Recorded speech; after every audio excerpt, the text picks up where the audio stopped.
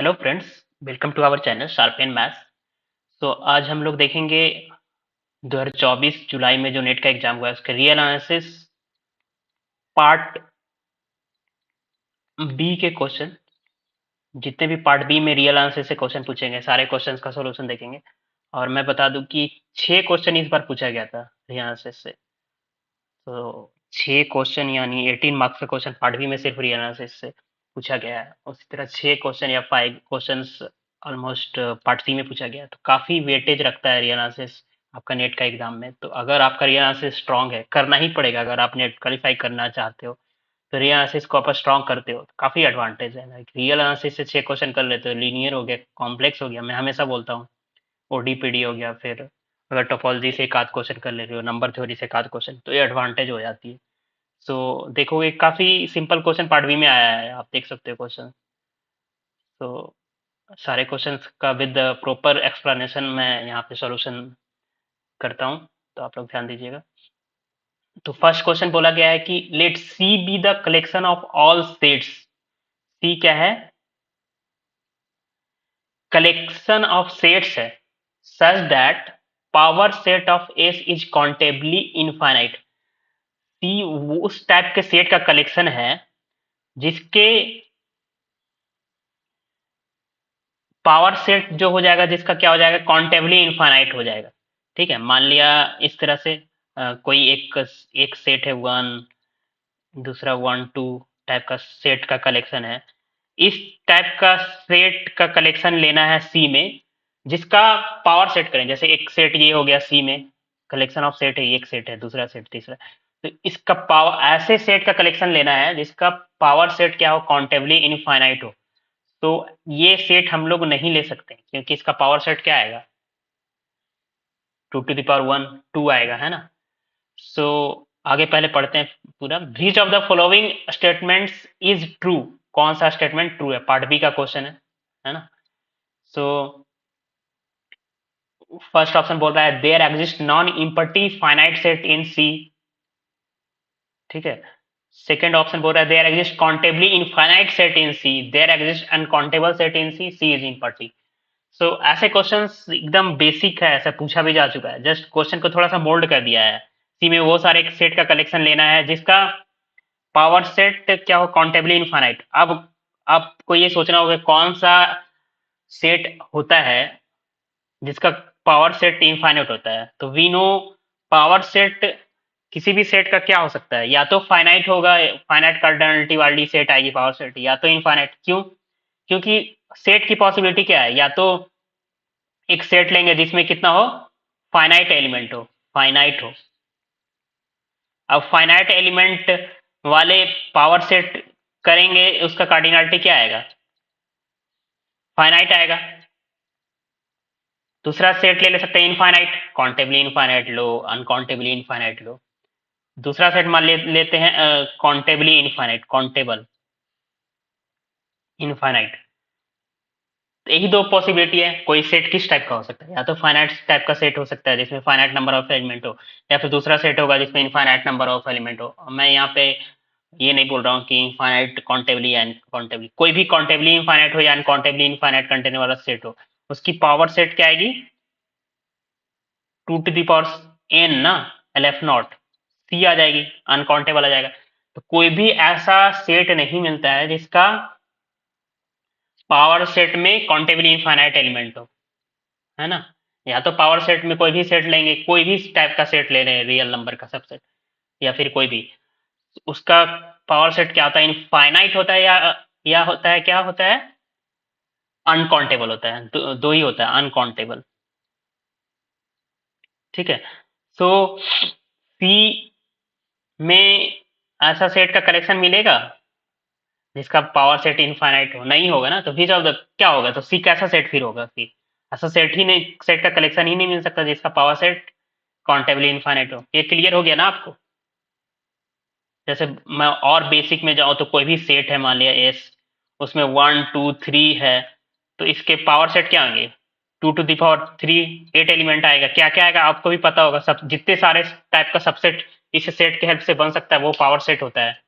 है ना। एक तो 5 हो जाएगा, एक इम्पर्टी सेट हो जाएगा, एस हो जाएगा, फिर 1 हो जाएगा, ये 8 आएगा, 8। और निकला कैसे? 2 to the power number of element in this set. So number of element finite set में क्या होगा? एन होगा फाइनाइट, तो 2 टू द पावर एन क्या होगा? फाइनाइट ही होगा। Finite 2 to the power finite set finite आएगा। या तो इन एल एफ नॉट होगा कार्डिनलिटी कोई सेट का, अगर काउंटेबल इनफाइनाइट हो तो 2 to the power aleph naught क्या हो जाता है? Continuum uncountable set, countable cardinality वाली सेट। सो ऐसा सेट का कलेक्शन मिलेगा ही नहीं, तो सी क्या होगा? इम्पट्टी सेट ही होगा, ओनली पॉसिबिलिटी। तो फोर्थ ऑप्शन ट्रू है। तो एकदम ऐसे क्वेश्चन पूछे जा चुके हैं, इजी क्वेश्चन पूछा गया था। अब नेक्स्ट क्वेश्चन देखो आप, ये भी क्वेश्चन देखो, मतलब रियल एनालिसिस इज, अगर आपको आता है, कर पा रहे हैं क्वेश्चन, तो बहुत हेल्पफुल है सी एस नेट के लिए। काफी क्वेश्चन पूछे जाते हैं, और क्वेश्चन अगर कॉन्सेप्ट आता है तो रियल के क्वेश्चन बनते भी हैं। तो यहाँ पे आते हैं नेक्स्ट क्वेश्चन। एस वो सारे रियल नंबर का कलेक्शन है सच दैट उसकी वैल्यू एक से बड़ा होनी चाहिए। दूसरा कंडीशन ये है कि this term greater than 22, which of the following is true about S.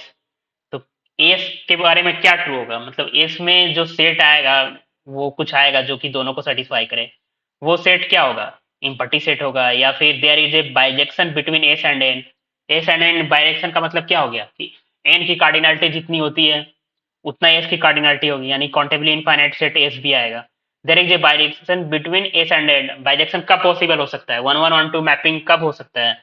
जब एस की जो कार्डिनलिटी होती है आर के कार्डिनलिटी के बराबर हो जाए, यानी अनकाउंटेबल हो जाए एस। तो आपको जस्ट एस पता करना है, एस सेट की कार्डिनलिटी किस टाइप की होगी, अनकाउंटेबल आ रहा है, अनकाउंटेबल आ रहा है। There exist a bijection between S and non empty set, कोई नॉन इम्पटी फाइनाइट सेट, हाँ सॉरी। तो नॉन इम्पटी फाइनाइट सेट के साथ एस का बाइजेक्शन होगा। तो अगर एस फाइनाइट सेट होगा तो नॉन इम्पटी फाइनाइट सेट के साथ बाइजेक्शन होगा। बाइजेक्शन का मतलब 1 1, जैसे एन टू एस 1 1 1 2 मैपिंग कब पॉसिबल है? जब इसकी कार्डिनलिटी क्या हो जाए? सेम हो जाए, तभी पॉसिबल है ना। इस सेट पहले फाइंड आउट करना पड़ेगा। तो इस वो सारे सेट का कलेक्शन है जो ये दोनों को सेटिस्फाई करे।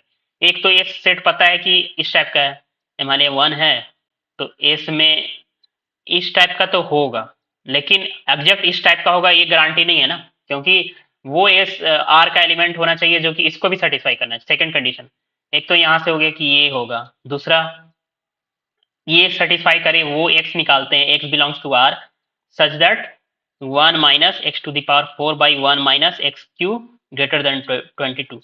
ये सारे सेट का कलेक्शन निकालते हैं, है ना। तो जो कि आर का एलिमेंट हो इसको भी सेटिस्फाई करे, तब जाके ये रीजन और जो सेट आएगा इसको सेटिस्फाई करने वाला आर का एलिमेंट, उसका इंटरसेक्शन ले लेंगे, वही एस का एलिमेंट आएगा, एस सेट आएगा वो। सो ये सोचो कि 22 से बड़ा कब होगा ये वैल्यू।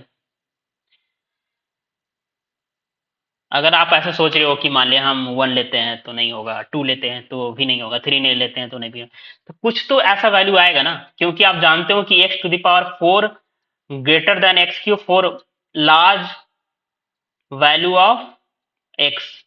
एक्स के लार्ज वैल्यू के लिए ये ऑलवेज बड़ा होगा, है ना। ऐसे 2 के लिए भी बड़ा हो गया, लार्ज नहीं कह सकते, 1 के लिए बराबर होगा, उसके बाद के सारे वैल्यू के लिए बड़ा होगा। बट ये दोनों बहुत ज्यादा डिफरेंस आएगा कब? जब एक्स का वैल्यू बड़ा सा ले लें, तब ये दोनों का वैल्यू काफी डिफरेंस आएगा, जिससे से ये दोनों का डिवाइड का वैल्यू भी 22 से बड़ा आएगा। और माइनस का टेंशन नहीं लेना है कि माइनस माइनस क्या हो जाएगा, कैंसिल आउट कर लेना। मान लिया आप सोचते हो एक्स का वैल्यू 10 ले लेते हैं ना, थोड़ा इजी एग्जाम्पल लेते हैं, इजी हो। 10 लेते हो तो 10 टू दावर 4 क्या होता है? 10 टू दावर क्यू क्या होता है? ये क्या आता है? 10 आता है। तो 10 से काम नहीं चल रहा है, हम मान ले एक्स का वैल्यू क्या लेते हैं? एक्स का वैल्यू 100 ले लेते हैं। अब 1 माइनस क्या इतना करेंगे? 1 0 0 0 0 0 0, 1 माइनस 0 0 0 0 0 0। अब ये दोनों डिवाइड करेंगे, ये ग्रेटर देन 22 आएगा। अब जैसे ऐसे बस सोचो आप कि अगर 1 माइनस नहीं करते हैं, सिर्फ ऐसे लेते हैं। एक छोटा सा इजी एग्जांपल ले रहा हूं जिससे कि डिवाइड करने में आसान हो रहा है। 6 जीरो काट दो आप, 100 बच रहा है, 100 है ना, 100 बच रहा है। तो 100 इज लाइक 100 ग्रेटर देन 22। अब ये 1 माइनस करने के बाद, 1 माइनस करने के बाद थोड़ा सा कम आएगा, 99 या समथिंग आएगा ना, तो ग्रेटर देन 22 ये होगा ना। यानी अब अगर 100 के लिए ग्रेटर देन 22 हो रहा है, तो 100 के से बड़ा सारे वैल्यू के लिए 22 से बड़ा आएगा ना। If a is greater than 100, that imply this true, है ना। अब एग्जैक्ट नहीं बोल रहा हूँ कि यही आएगा, एग्जैक्ट की जरूरत भी नहीं है ना, एग्जैक्ट की जरूरत नहीं है यहाँ पे। अगर हम यहाँ पे 100 ले लेते हैं तो इससे बड़ा ये वाला कंडीशन सेटिस्फाई कर रहा है सेकंड वाला, और इससे बड़ा 1 से भी बड़ा है इस रीजन में, तो ये रीजन आ रहा है। ये रीजन क्या होगा, इन्फिनिटी तक चल जाओ, अनकाउंटेबल सेट, है ना। ये तो क्लियर है ना आपको कि 100 से बड़ा सारे रियल नंबर का काउंट करें तो वो अनकाउंटेबल आएगा। सो एस क्या आ गया, क्लियर हो गया कि एस इज अनकाउंटेबल सेट। अब अनकाउंटेबल सेट हो गया, तो अनकाउंटेबल और काउंटेबल के बीच बाइजेक्शन मिल सकता है, नहीं मिल सकता है। फर्स्ट ऑप्शन रॉन्ग है कि एस इज इम्पर्टी, रॉन्ग है, एंड नॉन इम्पर्टी है, अनकाउंटेबल सेट है। There is a bijection between S and N. N countable होता है, एस अनकाउंटेबल है, तो बाइजेक्शन नहीं मिल सकता। काउंटेबल और अनकाउंटेबल के बीच 1 1 मैपिंग नहीं मिलेगा ना, 1 2 पॉसिबल ही नहीं है ना। तो एस एंड आर के बीच बिल्कुल, आर भी अनकाउंटेबल है, एस भी अनकाउंटेबल है, तो अनकाउंटेबल और अनकाउंटेबल के बीच बाइजेक्शन मिल जाएगा। थर्ड ऑप्शन क्या हो गया, true. There is a bijection between S and non empty finite set. इसका मतलब समझ में आ रहा है ना आपको, बाइजेक्शन बिटवीन एस एंड, मान लिया कोई S and finite set N ले लिए, तो इसकी कार्डिनलिटी ज्यादा है, इसकी कार्डिनलिटी कम है, तो 1 2 मैपिंग ही नहीं मिलेगी। सॉरी, 1 2 मैपिंग मिल जाएगी, 1 1 मैपिंग ही नहीं मिलेगी, यानी बाइजेक्शन ही नहीं मिलेगा। अगर यहाँ पे एन ले लें, यहाँ पे फाइव ले लें कुछ, तो एन की कार्डिनलिटी भी कम है, तो 1 1 मैपिंग ही नहीं मिलेगी, है ना। ये तो क्लियर है ना, इधर कम है, 1 2 है, तो ऑब्वियस सी बात है कि 1 1 की पॉसिबिलिटी ही नहीं है ऐसे, अगर डोमेन की कार्डिनलिटी ज्यादा है और कोडोमेन की कार्डिनलिटी कम है तो 1 1 पॉसिबल नहीं है। 1 2 मिल सकता है, बट 1 1 होगा नहीं, तो 1 1 not possible, that imply bijection not possible. ये सब ठीक है, क्लियर, इजी है, नॉट पॉसिबल, है ना। तो ऑप्शन आंसर क्या हो गया, थर्ड। चलिए नेक्स्ट क्वेश्चन पे आते हैं। ये एक क्वेश्चन पूछा गया था, काफी ज्यादा सिंपल कर सकते हो, मतलब तीनों क्वेश्चन देखा तो सिंपल ही लग रहा है, काफी इजी क्वेश्चन रियल में, ये सब क्वेश्चन में आ जाएगा रियल इजी कैटेगरी में। For N greater equal 1, N greater equal 1, F N R से आर में एक मैपिंग है, दिस मैपिंग, एफ एन मतलब सीक्वेंस ऑफ फंक्शन है ना। So this denote the negative root, non negative root, and whenever limit n tends to infinity F N X exist. अब बोल रहा है कि एफ एन एक्स एग्जिस्ट कर रहा है, तो denote it by F X exist, limit of F N X क्या हो रहा है, एग्जिस्ट कर रहा है, और वो जो वैल्यू आ रहा है उसको एफ एक्स से डिनोट किया जा रहा है। So which of the following statement is true, there exist X belongs to R such that F X is not defined, F X is equal to zero आएगा limiting value, F X is equal to X आएगा, F X is equal to mod X आएगा। So just limit value निकालो आप, limit N tends to infinity X square plus 1 by N, क्या होगा, X square mod x square, ये value क्या आएगा, mod X आएगा, है ना। इसका मतलब कि x लेस देन जीरो पे minus x, x greater than zero पे प्लस एक्स। तो अब देख लो मॉड एक्स आना चाहिए, तो फर्स्ट ऑप्शन बोल रहा है कि नॉट डिफाइंड, डिफाइंड तो है ना mod function, F X zero आएगा, ये भी गलत, F X is equal to X आएगा for all X, minus X भी तो आ सकता है ना। सो दिस मॉड एक्स आएगा नेगेटिव के लिए, तो मॉड एक्स वैल्यू लेंगे तो बोलेंगे कि एग्जिस्ट भी कर रहा है, ठीक है, एक्स नहीं बोल सकते, है ना, क्योंकि माइनस भी आ सकता है, minus X under root square के चलते। ओके, सो फोर्थ ऑप्शन क्या हो जाएगा करेक्ट, सिंपल क्वेश्चन था। नेक्स्ट क्वेश्चन पे आते हैं। ये थोड़ा सा सोचने वाला है और इसको मैं अच्छे से एक्सप्लेन करने की कोशिश करूंगा, आप ध्यान दीजिएगा। लेट एन ग्रेटर, एन जो है सीक्वेंस है, एन ग्रेटर इक्वल 1 के लिए corresponding value A one A two sequence बन जा रहा है। Be a bounded sequence in R, bounded sequence दिया हुआ है, सिर्फ सीक्वेंस नहीं, बॉन्डेड सीक्वेंस, ध्यान रखिएगा। Which of the following statement is false, तो कौन सा फॉलोइंग स्टेटमेंट फॉल्स है? इफ ऑफ एन लिमसुप के बराबर होगा तो एन कॉन्वर्जेंट होगा। अगर infimum of set lim sup of sequence के बराबर होगा तो एन क्या होगा? कन्वर्जेंट होगा। अगर supremum of sequence limit of sequence के बराबर होगा तो कांस्टेंट होगा। Supremum of sequence infimum of sequence के बराबर होगा तो एन कांस्टेंट होगा। सारे ऑप्शन को हम लोग देखेंगे एक एक करके। सो सबसे पहले गिवन क्या है कि एन जो है,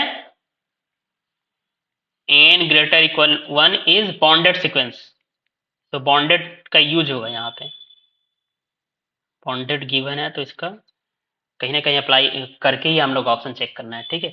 so if lim, if and lim sup, lim N tends to infinity, ये अगर आपको रिजल्ट याद है तो ठीक है, बट अदरवाइज हम लोग बिना रिजल्ट के ही ट्राई करेंगे इसको। सो ये होगा तो यहाँ पे लिम इफ ना, लिम सुप, ये हुए बिना हम लोग ये हो रहा है तो एन कन्वर्जेंट होगा, इंप्लाई एन कन्वर्जेंट। तो ऐसे क्वेश्चन को क्या करना है, नॉट मान के चलना है कि मान लिया नॉट कन्वर्जेंट होगा तो क्या पॉसिबल है, जैसे होता है ना P imply Q, so not P imply not Q, not P. तो नेगेशन से करते हैं, मतलब कंट्राडिक्शन वाले वे से प्रूफ करने की कोशिश करते हैं। मान लिया एन नॉट कन्वर्जेंट, मान लिया N is not convergent, A option not convergent. N not convergent होने का मतलब क्या है कि सीक्वेंस तो बॉन्डेड है, इसका यूनिक लिमिट ना मिलेगा, ऐसा ना, नॉट कन्वर्जेंट, ए मान लेते हैं कि नॉट कन्वर्जेंट है। तो ऐसा कब पॉसिबल है कि इसका लिमिटिंग वैल्यू यूनिक ना हो, बॉन्डेड है और यूनिक हो जाएगा तो कन्वर्जेंट होगा, ये रिजल्ट यूज करेंगे, है ना। Bounded and unique limit, then sequence N greater equal 1 is convergent, ठीक है। बॉन्डेड एंड यूनिक लिमिट होगा तो सीक्वेंस क्या होगा, कन्वर्जेंट होगा। तो नॉट कन्वर्जेंट मान रहे हैं तो मान लेते हैं कि यूनिक लिमिट नहीं है, इसका मतलब क्या होगा, यूनिक लिमिट नहीं है तो उस सीक्वेंस का ज्यादा लिमिट मिल जाएगा, यानी मैं there exist sequence, there is exist A subsequence A N के which converges to b which is not equal to लिमसुप या लिमिफ के बराबर नहीं है ना, तभी होगा ना। एक तो पता है कि लिमसुप कुछ है जो कि गिवन है कि इक्वल गिवन है, तो हम नॉट कन्वर्जेंट मान रहे हैं तो एक तो फिक्स है ना कि एक ऐसा सीक्वेंस मिलेगा जिसका लिमिटिंग वैल्यू लिमसुप के बराबर ना हो या लिमिफ के बराबर ना हो, दोनों इक्वल ही है, तभी तो बोलेंगे नॉट कन्वर्जेंट बोल रहे हैं। तो गारंटी है लिमसुप ऑफ एन, है ना। क्या बोला मैंने, फिर से बोलता हूँ कि अगर कन्वर्जेंट नहीं है तो ऐसा एक सबसीक्वेंस मिलेगा जिसकी लिमिटिंग वैल्यू लिमसुप के बराबर नहीं होगा, यानी दोनों बराबर नहीं होगा। तो मान लिया लिमसुप ए मिल रहा है, ये बी मिल रहा है, तो बी नॉट इक्वल टू ए। तो अगर ये ए माने हैं तो बी लेस देन ए होगा। अगर लिमसुप है तो लिमसुप का मतलब क्या होता है, ग्रेटेस्ट सबसीक्वेंस लिमिट, और भी जो सबसीक्वेंस मिलेगा उसके लिमिटिंग वैल्यू हमेशा उस ग्रेटेस्ट सबसीक्वेंस लिमिट से तो छोटा होगा ना। तो लिमसुप के डिफिनेशन से बी लेस देन ए होगा। अब बी लेस देन ए हो गया, इसका मतलब ये क्लियर हो गया कि लिम इफ नॉट इक्वल टू लिमसुप होगा, ये तो पॉसिबल नहीं है। ऐसा सबसीक्वेंस मिल रहा है जो कि ग्रेटेस्ट सबसीक्वेंस लिमिट से छोटा है, तो लिमिट लिमसुप तो इक्वल नहीं होगा, है ना, जो कि कंट्राडिक्ट कर गया गिवन एजम्पशन कि लिमसुप और लिमिफ इक्वल है। तो यहाँ से क्या होगा कि लिमिफ लिमसुप अगर इक्वल होगा तो एन क्या हो गया, कन्वर्जेंट होगा। तो ये ट्रू है, फॉल्स कुछ है, ध्यान रखिएगा, ये गलत हो गया क्योंकि ट्रू है। इसी तरह नेक्स्ट क्वेश्चन सारे को ट्राई करते हैं हम लोग कंट्राडिक्शन से। सेकंड में बोल रहा है कि लिमिफ, और अगर लिमिफ लिमिट ऑफ एन बराबर हो सुप ऑफ एन, तो क्या होगा, कन्वर्जेंट होगा ना।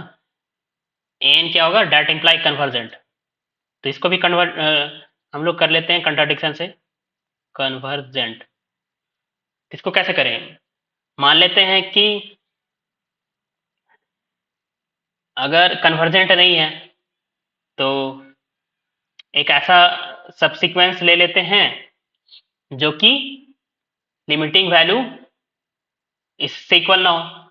एन कन्वर्जेंट नहीं है, इसका मतलब सेम लॉजिक, बॉन्डेड है और कन्वर्जेंट नहीं है, इसका मतलब यूनिक लिमिट नहीं होगा। यूनिक लिमिट नहीं होगा तो ऐसा सब्सिक्वेंस मिलेगा, let N is not convergent, that imply N, अगर लिखना हो तो ऐसे लिखेंगे, N has not unique limit because N bounded given है, सिंस एन बॉन्डेड। तो यूनिक लिमिट नहीं होगा, इसका मतलब एक ऐसा सब्सिक्वेंस मिलेगा जिसकी लिमिटिंग वैल्यू लिमिट के बराबर नहीं होगा। There exist A subsequence A N के that converge to B not equal to limit N, ठीक है। तो ये लिमिट है तो इसका मतलब हिमालय ए पे कन्वर्ज कर रहा है, सपोज से ये है, तो इसका मतलब बी ग्रेटर देन ए होगा, क्योंकि लिमिट का मतलब क्या होता है, जितने सब्सिक्वेंशियल लिमिट मिल रहे हैं उसके सबसे छोटी सब्सिक्वेंशियल लिमिट होती है, वही लिमिट होता है।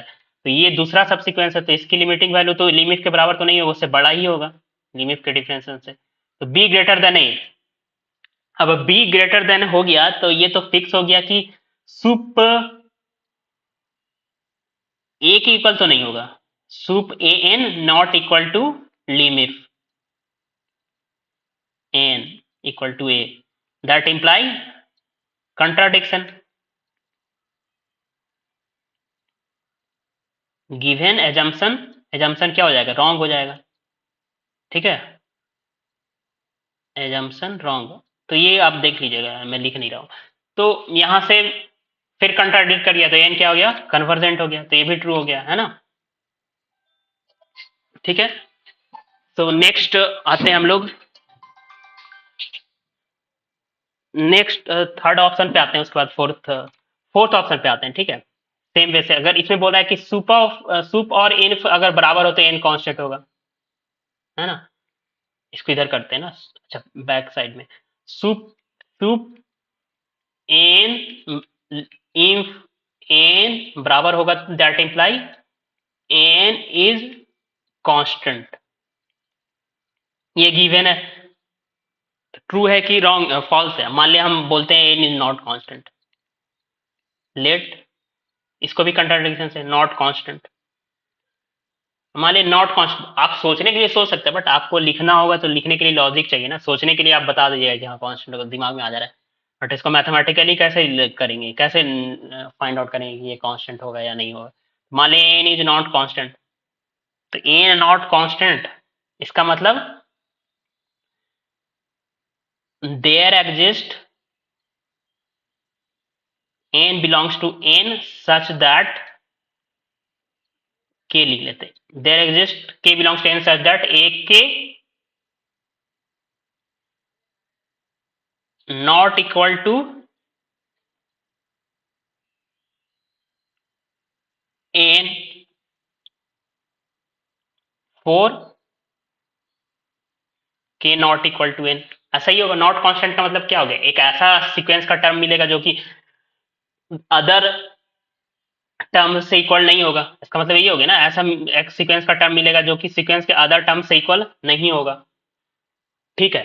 अब इतना हो गया, मान लिया एक एक का टर्म का जैसे सीक्वेंस क्या है, A1 A2 दिस है ना।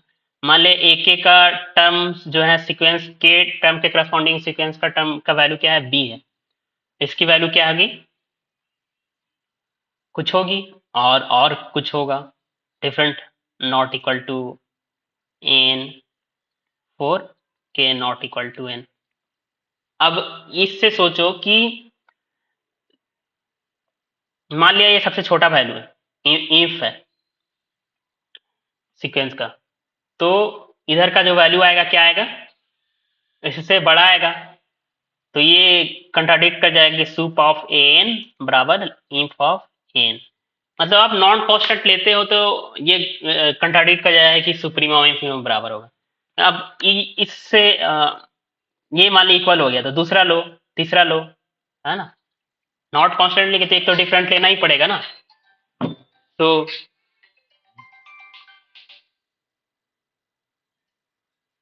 तो यहां से क्या हो गया, नॉट कांस्टेंट कंट्राडिक्ट कर गया, इसका मतलब कांस्टेंट होगा।